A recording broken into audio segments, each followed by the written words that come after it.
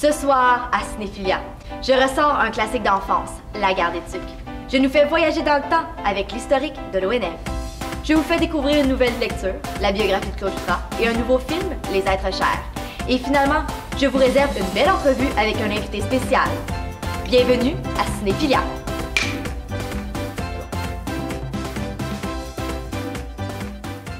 Bonjour à tous et bienvenue à la première de Cinéphilia. Bien heureuse d'être votre animatrice, car à Cinéphilia, on touchera à tout du cinéma et à tous les cinémas. Mon objectif avec l'émission est de vous faire découvrir toutes les facettes du cinéma à travers le monde. Pour commencer en beauté, pourquoi ne pas rester chez nous, dans notre belle province? Notre thème cette semaine, le cinéma québécois. Commençons sans plus tarder avec le classique de la semaine. Si je vous dis 1984, hiver, vacances de Noël, Château fort, Cléo et la guerre, ça vous rappelle des souvenirs? Et oui, cette semaine, je parle bel et bien de la guerre des Tucs. Comme ça, tu veux pas faire la guerre?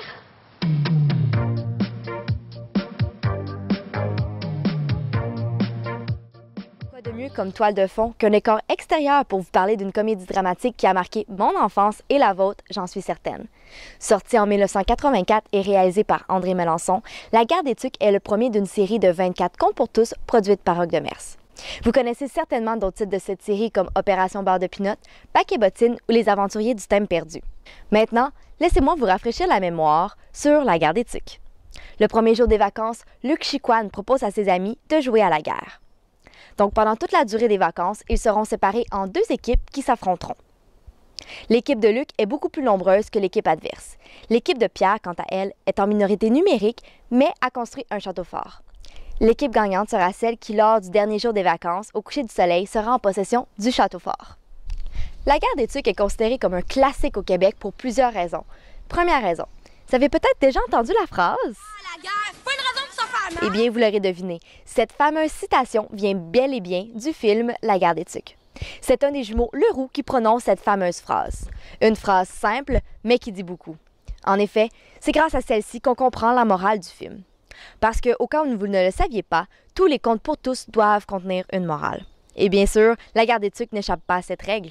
La morale du film, qu'il ne faut pas oublier que c'est un jeu et que l'important est la sécurité et non de gagner. Deuxième raison. Le propos du film est et restera toujours d'actualité. Même si ce long métrage date de 1984, il sera toujours possible de se reconnaître dans les situations dans lesquelles les jeunes se trouvent. André Melançon jette un regard réaliste sur la jeunesse à l'époque. Le scénariste Roger Quentin s'est même inspiré de sa propre enfance afin d'écrire le scénario. Donc déjà là, on sait que les situations feront preuve de réalisme. Par exemple, attendre avec impatience la cloche qui annonce les vacances, ou tout simplement s'amuser à l'extérieur avec son gros costume de neige qui, avouons-le, avait souvent des trous dedans, comme les mitaines de Luc. C'est pas de la neige, là. T'as un trou dans ta mitaine. Donc, à la base, La Guerre des Tucs s'adresse aux enfants. Mais cela n'empêche pas un adulte d'apprécier le film pour autant. Ce n'est pas pour rien qu'on aime le voir et le revoir. La Guerre des Tucs fait appel à notre cœur d'enfant, nous fait revenir en enfance et nous rappelle de beaux souvenirs. Par exemple, écouter François Les Lunettes expliquer les plans du fort nous fait rêver parce que, avouons-le, nous avons tous voulu construire un fort comme celui-ci. Troisième raison. Je ne pouvais pas vous parler de La Guerre des Tucs sans glisser un mot sur la fameuse chanson thème du film L'amour a pris son temps de Nathalie Simard.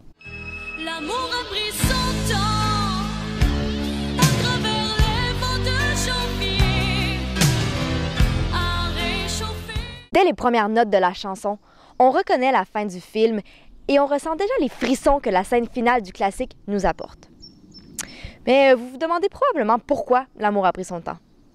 Eh bien, en analysant les paroles, on réalise qu'on parle en partie de l'amour de Luc et de Sophie.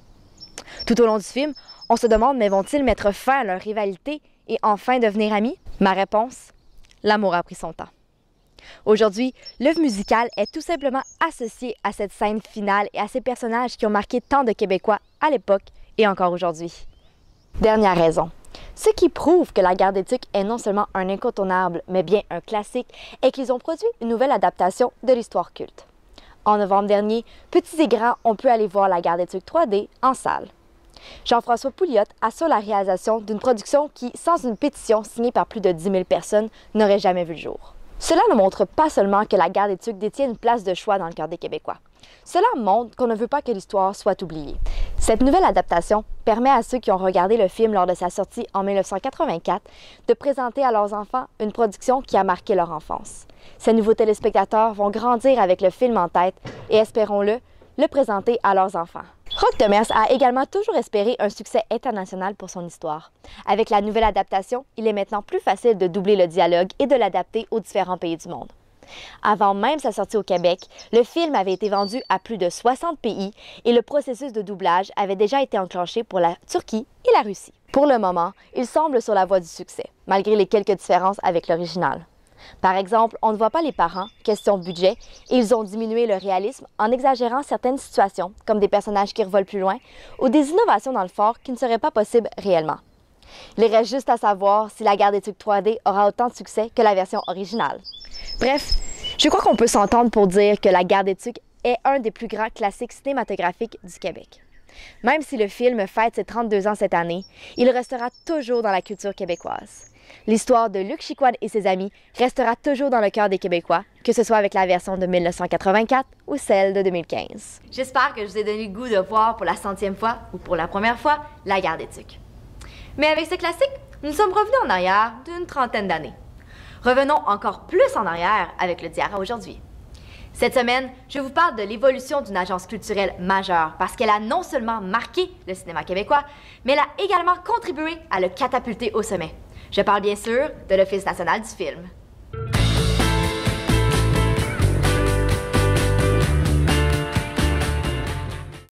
C'est au début du 20e siècle que tout commence lorsque le gouvernement canadien constate le potentiel éducatif et promotionnel de l'industrie cinématographique. En effet, entre 1917 et 1921, le Bureau de cinématographie du gouvernement canadien produira plusieurs films et photographies pour plusieurs ministères. Après 10 années de succès, l'industrie cinématographique sera négligée jusqu'en 1934. La raison est simple, la fameuse crise économique de 1929 engendre des restrictions budgétaires qui empêcheront la production de films avec pistes sonores. Donc voilà ce qui nous amène presque à la création de l'ONF. Vincent Massé, haut commissaire du Canada à Londres, et son secrétaire Ross McLean constatent en 1938 que le bureau de cinématographie tend à être amélioré. Après tout, comment peut-il promouvoir le commerce et le tourisme si ces productions ne sont pas adéquates? McLean approche John Grierson, un documentariste britannique, afin qu'il lui donne son avis. Grierson analyse les productions gouvernementales. Il constate que les plus grandes faiblesses peuvent être expliquées par un manque de moyens et l'absence de politique plus centralisée. Il règle le problème en proposant la création d'un organisme de coordination de la production. C'est ainsi que l'Office national du film sera officiellement créé le 2 mai 1939. Son premier mandat sera de veiller à la production et à la distribution de films nationaux destinés à aider les Canadiens de toutes les parties du Canada à comprendre les modes d'existence et les problèmes des Canadiens d'autres parties. John Grierson sera désormais en charge de l'ONF grâce à ses connaissances sur la propagande et sur le pouvoir de l'industrie cinématographique. Prochaine étape dans l'histoire de l'ONF, la guerre. En effet, en septembre 1939, le Canada entre en guerre. L'ONF orientera alors ses films vers un effort plus patriotique. Pendant la guerre, plus de 200 films seront produits à des fins propagandistes. Vous vous demandez probablement comment ces films ont servi à la propagande.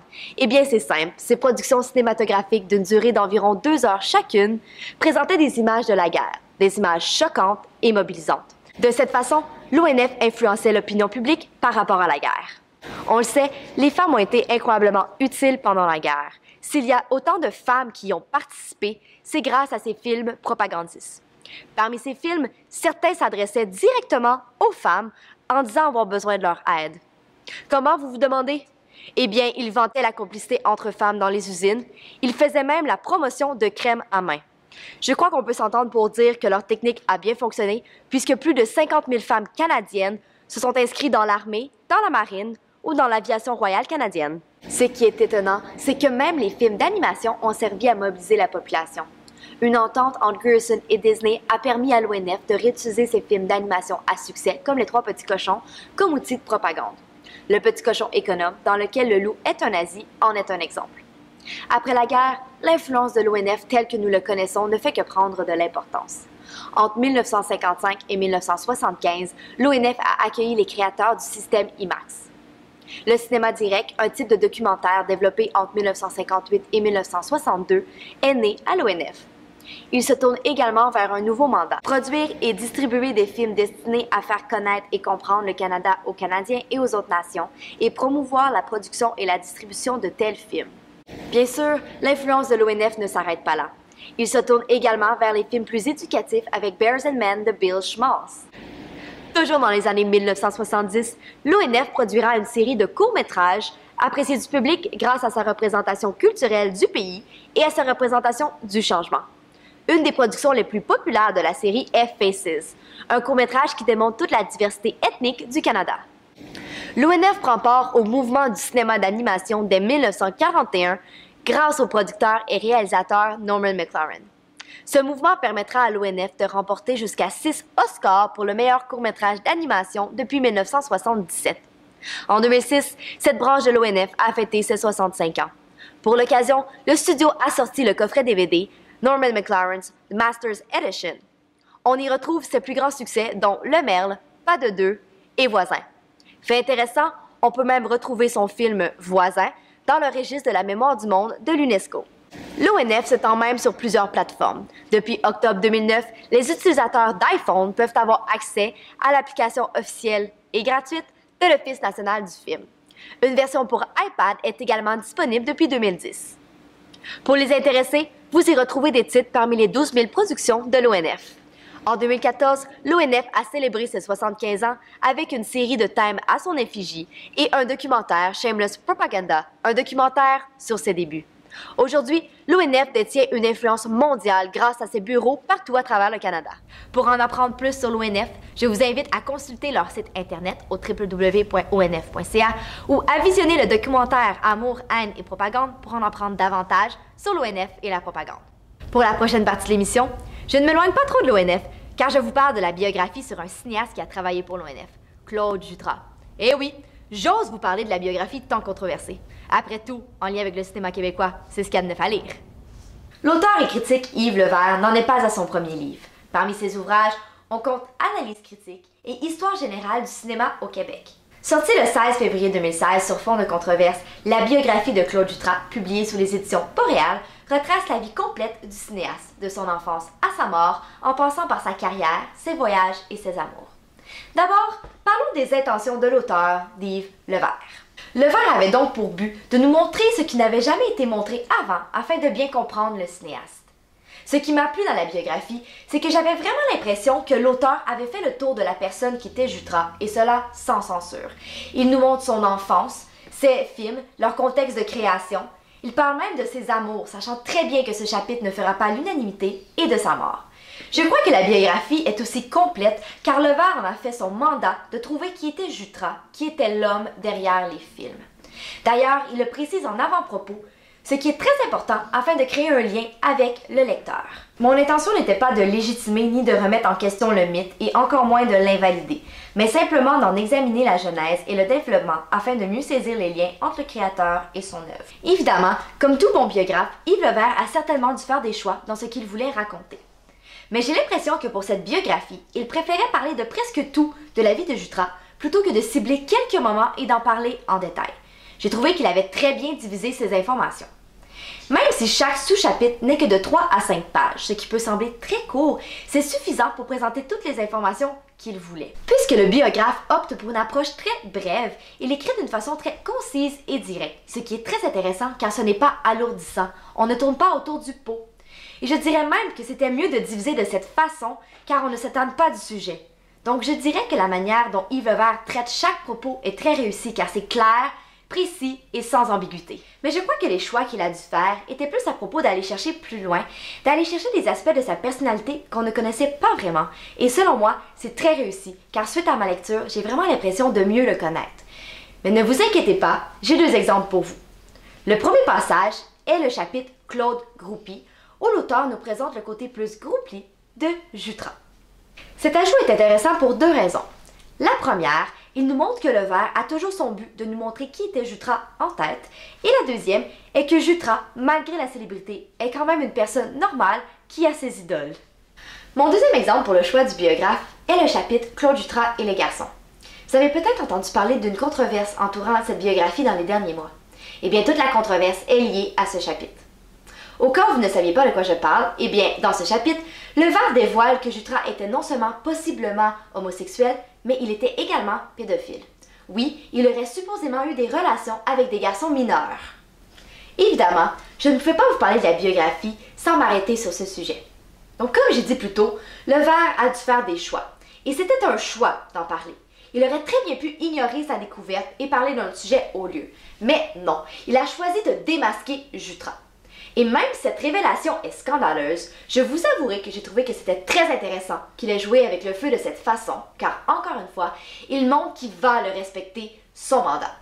De plus, je trouve que même si c'est un sujet hyper délicat, il a très bien manipulé la situation, car même s'il a choisi d'en parler, il ne met pas trop d'importance dessus pour ne pas venir salir la réputation de Jutra. Au contraire, il n'en parle que pendant 4 pages. Il ne fait que donner les informations essentielles, probablement de 1, pour ne pas choquer les lecteurs, et de 2, pour respecter les victimes. Et selon moi, c'est une très bonne intention de sa part. Prochain point dont j'aimerais vous parler aujourd'hui est le style d'écriture. Comme vous vous en doutez, le livre est très informatif. Étant donné qu'Yves Levert ne fait que divulguer les informations, ses phrases sont très neutres et objectives. Et selon moi, c'est très réussi, car cela montre qu'il respecte son travail de nous montrer qui était Jutra et non de le juger. De plus, j'ai un autre point très intéressant sur cet aspect informatif. En fait, je crois que le livre serait parfait pour un travail sur Claude Jutra, parce que les informations sont très détaillées et les sources sont citées. Cela nous prouve que non seulement Yves Levert n'a pas inventé ce qu'il écrit, mais cela permettrait également de pousser les recherches encore plus loin. De plus, la table des matières est très réussie, car elle est organisée de façon à ce que tout ce que nous cherchons soit accessible très facilement. Par exemple, il y a le titre et les sous-titres accompagnés de la page ainsi que la date pour nous situer dans le temps. Mon dernier point aujourd'hui. À peu près au milieu du livre, il y a une séquence d'images en lien avec ce que Levert a parlé antérieurement. Donc j'ai trouvé ça bien, car ça nous permet d'attribuer des images à la vie de Jutra. Par contre, puisqu'elles sont seulement à 2 endroits différents dans le livre, il fallait parfois revenir en arrière afin de se rappeler à quoi faisaient référence certaines des images.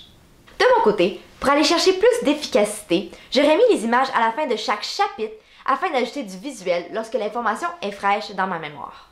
Et voilà, c'est pour toutes ces raisons que j'attribue à cette biographie un 7.5 sur 10. Avez-vous le goût de la lire maintenant? Si oui, courez vite vous la procurer. Maintenant. Oui, oui. Ah, je comprends, vous voulez voir la fin de mon émission? Ah, ben ça tombe bien, parce qu'on enchaîne avec l'entrevue. Et cette semaine, je vous propose une entrevue avec un acteur, animateur et réalisateur québécois.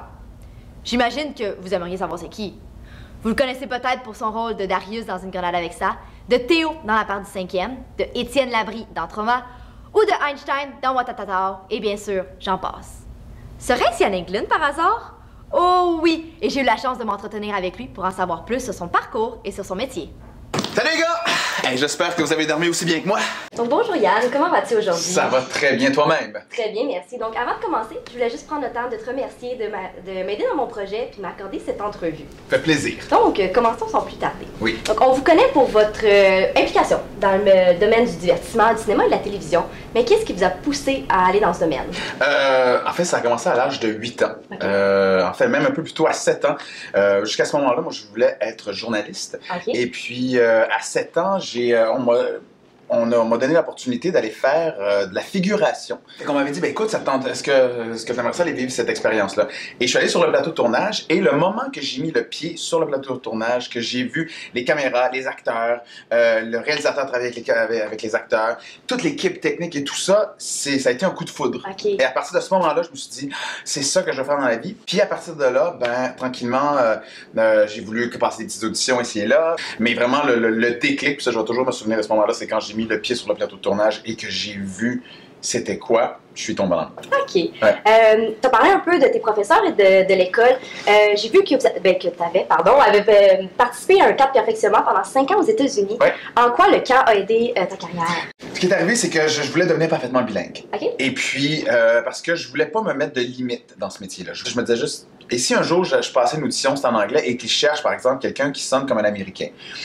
Moi, j'avais commencé à prendre des cours d'anglais et tout ça, puis je me suis dit, non, là, j'ai vraiment besoin de venir, puis de perdre mon accent. Puis la seule façon de faire ça, c'est vraiment d'être intensif dans le bain total américain. Puis à peu près, ça, vers 18 ans, je suis parti là-bas. Et je te dirais que tout ce que j'ai appris là-dedans, c'est énormément de choses parce que j'ai vécu 50 ans. Un, de devenir parfaitement bilingue, de perdre son accent en anglais, d'être capable de jouer dans les deux langues, d'être capable de se revirer de bord en 24 heures, en même pas 24, en 8 heures pour apprendre un nouveau texte. En fait, c'est surtout de te montrer que tu es capable de le faire. Et l'autre chose aussi, ce que je me suis rendu compte, c'est que toutes les choses que tu fais peuvent un jour ou l'autre te servir. Et tu le sauras jamais. Ça m'a appris tout ça. Et ce qui fait que maintenant, ça m'a donné plein d'autres outils en tant que comédien animateur, en tant que n'importe quoi, pour dire go, go, go, go.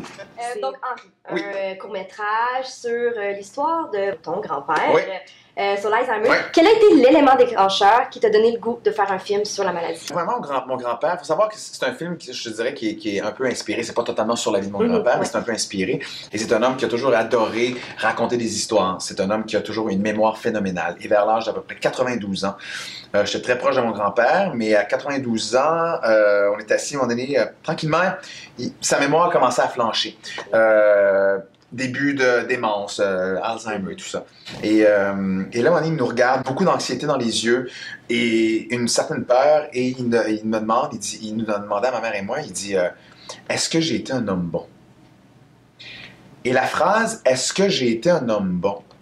m'a complètement chamboulé. Non seulement, ça m'a choqué parce que je me suis dit, c'est fou, je veux dire, le mec, il a 92 ans, il a vécu une vie incroyable. Et pour poser cette question-là, ça veut dire que tu ne te souviens pas de ce que tu as fait. Tu ne te souviens pas de ton passé. L'autre chose aussi, c'est que peu importe ce qu'il avait accompli dans la vie, la chose qui était la plus importante pour lui, c'était « est-ce que j'ai été quelqu'un de bien ?» J'ai voulu prendre ce point de vue-là pour raconter le point de vue d'un homme qui est atteint de ça, qui va découvrir par la suite c'est quoi sa réalité à travers ses yeux. Si je peux me permettre, il faut que j'avoue que c'était incroyablement bien fait, très très bien représenté, d'une façon subtile, mais qu'en même temps, ça nous permet de ressentir comment il se sentait en quelque sorte. Ouais, C'était bon, très bien fait. Ben, merci, c'est gentil. Qu'est-ce qui t'a donné le goût d'aller en réalisation? Depuis justement au primaire, j'avais toujours eu ce désir-là. J'ai monté une équipe, puis j'ai réalisé un premier court-métrage qui s'appelait Moi, qui n'était pas du tout sur mon histoire, aucunement, mais l'histoire, le point de vue d'un jeune garçon. Et j'ai adoré cette expérience-là. Et moi j'ai grandi sur les plateaux de tournage, ça a toujours été ma passion. Et par la suite, il y a eu cette histoire-là de mon grand-père que j'ai voulu raconter. Et c'est ça qui fait en sorte que ça me passionne de tout faire, d'animer, de jouer, d'écrire et de réaliser. Et c'est ça qui me passionne énormément. Puis là, justement, Henri m'a encore plus montré que c'est ça que je voulais faire aussi dans la vie. En fait, de tout faire en même temps. C'est ça que j'aime. Et pour terminer, à quoi peut-on s'attendre de Yann Englund dans les prochaines années? Je suis en train de compléter mon premier long métrage en tant que réalisateur. Donc, je te dirais que la chose à laquelle on peut s'attendre au cours des, je sais pas combien de temps, mois ou dans l'année qui va suivre, je sais pas, un premier long métrage. OK. On verra bien qu'est-ce que ça va donner. Je te dirais qu'à très court terme, c'est ça qui s'en vient très prochainement. Parfait. Donc, je pense que je parle pour plusieurs en disant que j'ai bien hâte de voir ce que tu nous réserves. Ah, ben écoute, j'espère que vous allez le voir. Oui. Et voilà, c'est tout le temps qu'on avait pour l'entrevue. Donc, merci beaucoup pour votre temps. Merci à toi. Et pour vous, à la maison, n'oubliez pas que vous pouvez toujours suivre Yann sur les ondes de VRAC TV dans la part du 5e. Et maintenant, qu'y a-t-il de neuf à voir dans le cinéma québécois? Eh bien, aujourd'hui, je vous fais découvrir un drame écrit et réalisé par Anne Aymon, que vous connaissez peut-être pour son premier long métrage, Nuit numéro 1. Sorti en salle le 20 novembre 2015 et disponible en DVD depuis le 1er mars 2016, Les Êtres chers a gagné le prix pour le meilleur film canadien au 29e Festival international du cinéma francophone de l'Acadie. Et maintenant, voici ce que j'ai pensé du film Les Êtres chers. Laurence, au moment de lire ces lignes, j'espère que t'es plus fâchée contre moi. Tu as souvent dit « Je ne suis pas fait pour ce monde ». Il est difficile de vous résumer le film car il est tout simplement à propos d'un homme ainsi que sa famille. Tout le film est centré sur sa relation avec sa fille, avec son fils, sa femme, son frère, sa mère, etc. C'est aussi simple que cela. Mais la question est, qu'en ai-je pensé? Eh bien, mon premier aspect dont je vous parle aujourd'hui est l'histoire. En fait, l'intrigue est assez simple. On relate tout simplement les hauts et les bas d'une famille. Donc, d'un côté, je serais portée à dire que c'est une histoire qui plairait à tout le monde. D'un autre, je ne crois pas que c'est la tasse de thé de tous, car c'est très monotone. On raconte l'histoire d'une famille dans sa plus grande simplicité. Il n'y a pas d'action. Personnellement, j'ai trouvé que c'était bien, car j'arrivais à me reconnaître dans les situations. Mais pour quelqu'un qui recherche action, comédie, cascade, ce n'est peut-être pas le film pour vous.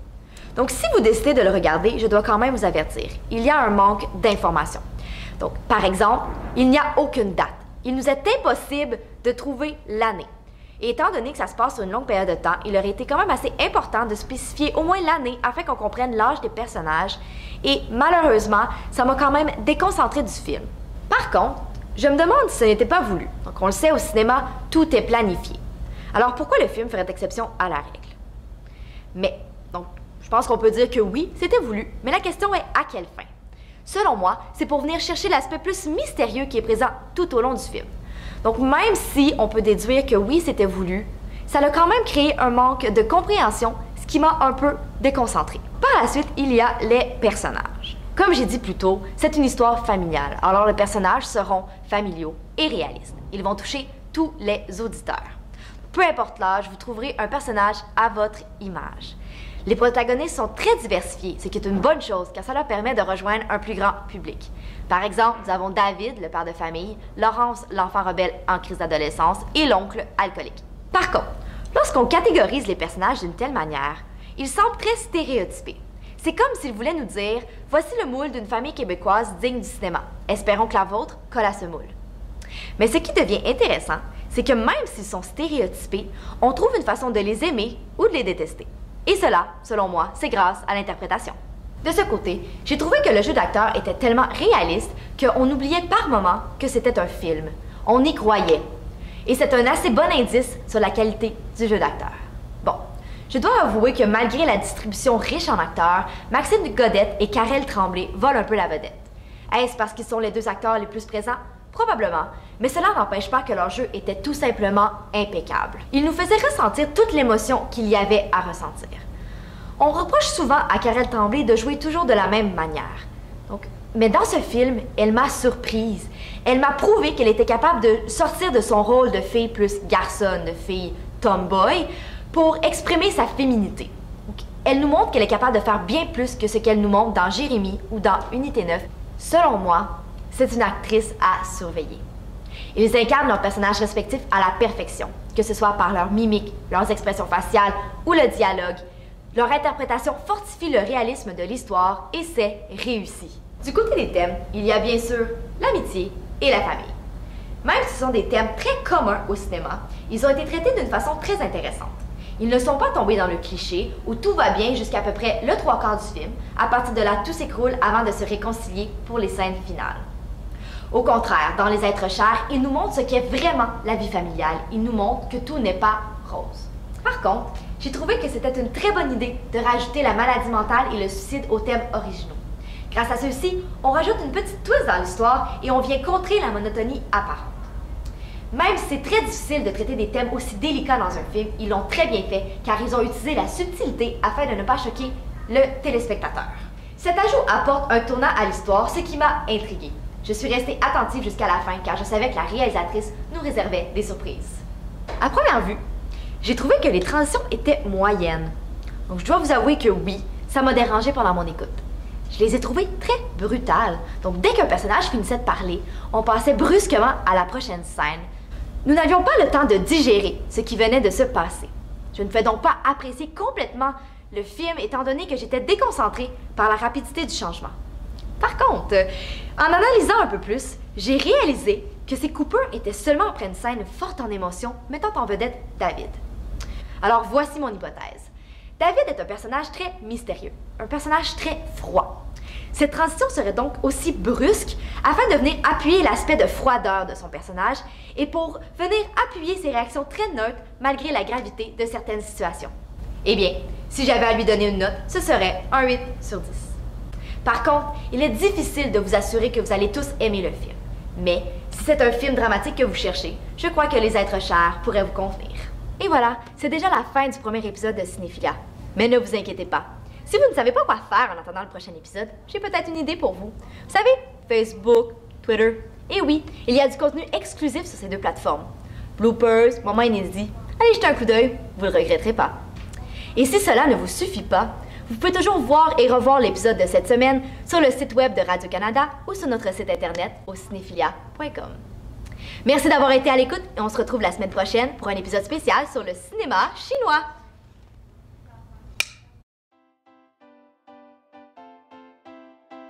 Il était illusoire de croire que Que c'est impossible d'aller aux Oscars. J'aime ça. Malgré ce que mes parents croyaient. Ouh, mais hey, attends. Hey, c'est drôle, hein? Ça, je peux pas répondre à ça parce que mes parents m'ont toujours poussé à croire que qu'il n'y avait rien d'impossible. Okay. Fait que je peux pas répondre à ta question parce qu'au contraire, c'est grâce à mes parents, j'ai compris qu'il n'y avait rien d'impossible. Même si eux autres avaient très peur de me dire que va à Los Angeles, quand je leur ai annoncé ça, ils ont fait « C'est ça que tu veux faire? Parfait, vas-y. » Mais je sais qu'ils étaient morts de peur d'y aller, tout ça. C'est normal. C'est normal, tout à fait. Mais ils m'ont jamais bloqué, ils m'ont jamais empêché. Fait que pour eux autres, il n'y avait rien d'illusoire. Tout était dans l'impossible n'est pas tenu. Il n'y a rien d'impossible pour eux autres et s'ils m'ont transmis ça.